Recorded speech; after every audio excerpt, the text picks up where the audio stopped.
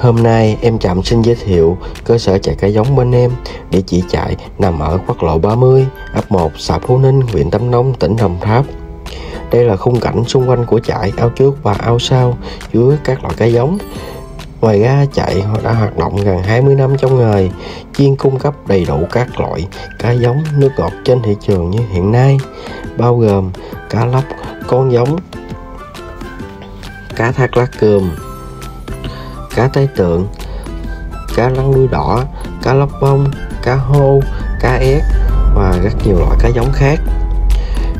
Trong quá trình nuôi, bên trại có hỗ trợ kỹ thuật và hỗ trợ đầu ra giá tốt cho khách hàng. Ngoài ra bên em có giao hàng toàn quốc tận nơi, con giống khỏe mạnh và an toàn.